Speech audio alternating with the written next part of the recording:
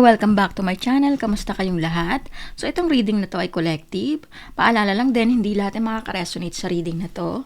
So, take what resonate and leave what doesn't. So, ibig sabihin, kung hindi ka naka-resonate at hindi na-pick up yung energy mo, ibig sabihin, hindi para sa ang reading na to. So, tingnan natin kung ano ba yung makikita nating message ngayon.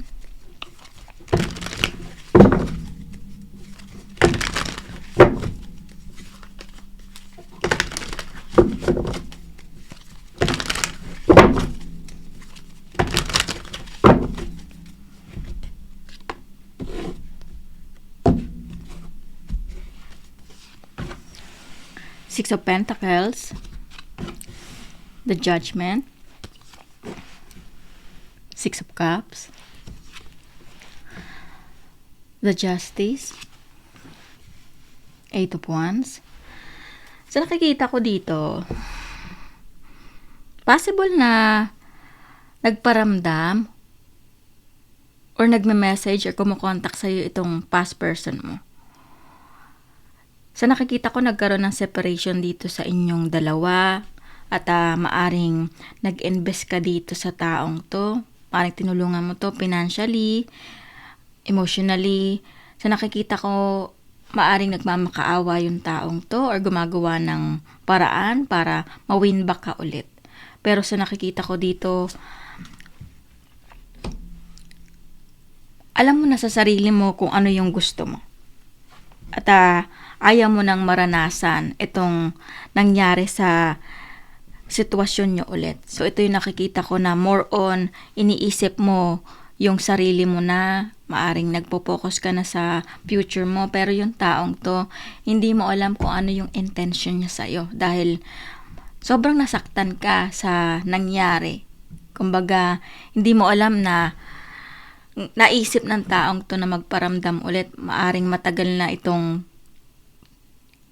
nangyari or nagkahiwalay kayo, pero yung iba dito, maaring recent lang ito na nagkaroon kayo ng hiwalayan ng taong to. Pero sa nakikita ko dito, hindi mo mapaniwalaan or kumbaga wala ka ng tiwala sa taong to dahil nga sa sobrang pain na iniwan sa'yo nung magkarelasyon pa kayo. Two of Cups, nakikita ko rin dito, nag-o-offer ito ng commitment ulit sa'yo. Pero sa nakikita ko, something na hindi mo kayang paniwalaan dahil nga nagkaroon ng betrayal dito sa inyong situation before. Ito yung nakikita ko na nag-aalanganin ka. Parang merong kailangan lang yung taong to, kaya ba bumabalik sa'yo?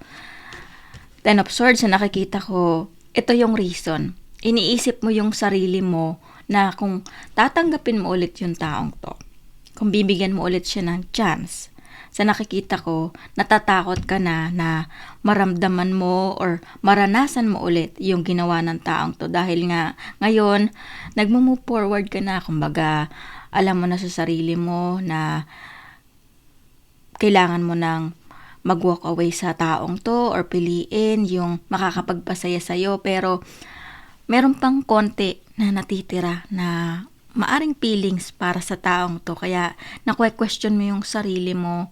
Maaring doon ka nasaktan dahil ngayon lang na-realize ng taong to yung mga maling ginawa niya. So ito yung nakikita ko na simula nung kumontak ito or nag-message sa'yo, bumalik lahat ng sakit. Ito yung nakikita ko dito. Kaya ngayon, questionable sa'yo na dapat bang mag-walk away na or mag-obserba pa ng mabuti kung totoo ba talaga yung intention ng tao to. Kasi nag-hope ka na maaring this time, nagbago na yung taong to. Hindi mo alam kung tama ba itong susundin mo yung puso mo or paninindigan na umalis na sa ganitong sitwasyon. The High Priestess, na nakikita ko dito, pakinggan mo yung intuition mo. Dahil sa nakikita ko, alam mo sa sarili mo kung ano yung nararamdaman mo ngayon. Kung sa tingin mo, naguguluhan ka dahil ito yung naramdaman mo before na binetray ka ng taong to paulit-ulit. Pero ngayon, na-realize niya na nagsisisi siya, nagkamali siya sa ginawa niya at gusto niyang win back ulit itong relationship niyo. Dahil sa nakikita ko, kinukulit ka ng taong to. Maaring binalak mo na to, pero gumagawa pa rin ng ibang account. So, ito yung nakikita ko na mini-message ka na mini-message at hindi tumitigil yung taong to hanggat hindi ka nagre-response sa kanya. Or kumbaga, pinapa-remind sa'yo na nandyan lang siya palagi. So, ito yung nakikita ko. Kaya ka naguguluhan ngayon kasi nga, nabuksan ulit yung nararamdaman mo para sa taong to. Tingnan natin kung ano ba yung intention ng taong to sa'yo ngayon.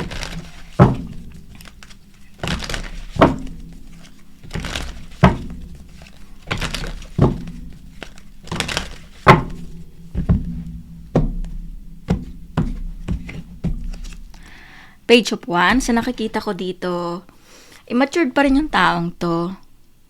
Gusto ng taong to pa rin na mag-focus sa sarili niya. More on self niya ito, ang iniisip niya. Dahil sa nakikita ko, iniisip ng taong to, kapag pinakawalan ka niya at binitawan niya ikaw, lahat ng mga benepisyong nakukuha niya sa'yo, hindi niya na mararanasan. Or kumbaga, parang iniisip ng taong to na kapag wala ka na, paano siya? Dahil yun na nakikita ko dito na maaring ang laki-laki na naitulong mo sa taong to. Sobrang nag-invest ka, especially sa financial or ano man yung benepisyong nakukuha ng taong to. Kasi more on ang nakikita ko dito, iniisip niya yung sarili niya lang na maging happy siya. Kumbaga yung karangyaan na nararanasan niya sa inyong relationship. So ito yung nakikita ko na kung bibitaw siya, paano yung mga nakukuha niya. Maaring ito lang yung gusto ng taong to, pero hindi ko nakikitaan pa rin na nag-mature yung taong to dahil nga gusto pa rin ng taong to ng freedom. And sa nakikita ko, while na nagkaroon kayo ng separation ng taong to or walang communication ng matagal, naghirap yung taong to. Ito yung pinapakita dito na nakakaranas ngayon ito na maaring financial loss or maaring hindi niya alam kung paano niya or paano siya magsisimula sa buhay dahil sa nakikita ko, simula nung nag-walk away ka sa sitwasyon, puro kamalasan ang dumating sa taong to. Ito yung nakikita ko na puro burden. Hindi niya iniisip yung mga naging decision niya before. Pero ngayon, dahil nga nagkaroon dito ng maaring karma sa situation, sa nakikita ko dito, ngayon naisip ng taong to na kailangan i-win back ka niya.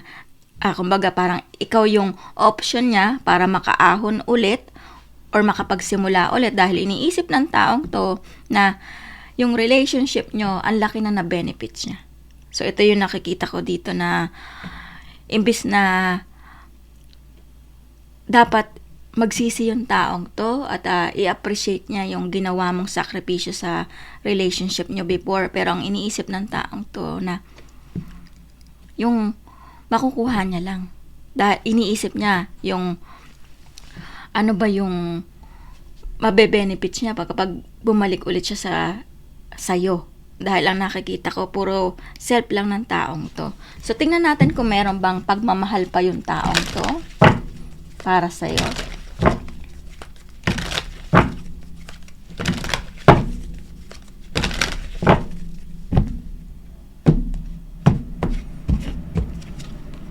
Queen of Wands, The Magician. Sa nakikita ko dito, isa tong manipulator na tao. Kumbaga, more on ang focus niya lang yung future niya, yung goal niya sa buhay. Hindi niya iniisip kung ano yung mararamdaman mo after niyang makabangon ulit.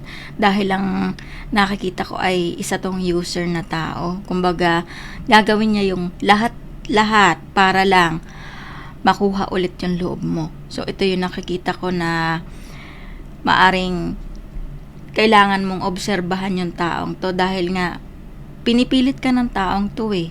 Ito yung nakikita ko na tinatry mo na umiwas na. Kumbaga, nakukonfuse ka dahil maaring yung mga sinasabi ng taong to, too good to be true. Parang hindi mo talaga kayang paniwalaan. Ito yung nakikita ko na maraming pangako, maraming sinasabi na kesyo magbabago na siya, hindi niya nag-uulitin to. Pero ang iniisip ng taong to, makaka-benefit siya sa'yo. Maaring yung binalit niya sa'yo, hindi nag-work yung relationship niya, sinaktan niya lang din ito, or binetray niya ng paulit-ulit. So ngayon, bumabalik yung taong to para i-manipulate ka ulit. Paniwalain ka ulit na totoo na yung intention niya. Dahil sa nakikita ko dito, hindi pa rin nagbago yung taong to, dahil ang iniisip niya lang yung sarili niya ngayon, nahihirapan siya, hindi siya makausad sa buhay. So, ikaw yung nakikita niya na makakatulong ulit sa kanya in a way, kumbaga, tutulungan mo yung taong to na makaahon ulit sa kanyang sitwasyon. Pero sa nakikita ko dito, after ng taong to makuha yung gusto niya, paulit-ulit niyang gagawin ulit yung nangyari before. Dahil sa nakikita ko dito, may trust issue ka na. Kumbaga, ilang beses nang ginawa ng tao sa'yo to. Kaya lang, dahil sa mahal mo yung taong to, paulit-ulit mong inaccept, naniwala ka sa kanya dahil inisip mo na maaring magbago yung taong to. Pero this time, sinasabi dito na pakinggan mo yung intuition mo, obserbahan mo yung taong to, at huwag kang basta-basta maniwala sa kanya. Dahil kung ito yung pinaramdam niya sa'yo before, na itinapon ka lang, na nagsakripisyo ka sa kanya lahat-lahat, at binaliwala lang ng taong to yung mga ginawa mo sa kanya, pwede ulit itong maulit. So, sa nakikita ko dito, probably mayroon kayong kadiling na Scorpio, meron din Capricorn, Taurus and Virgo, fire, air. So, ito lang yung message na nakikita ko dito. At kung naka-resonate ka sa reading na to, huwag niyong kalimutan mag-like at comment. At huwag niyo rin kalimutan mag-subscribe sa aking channel. At maraming salamat ulit at see you soon.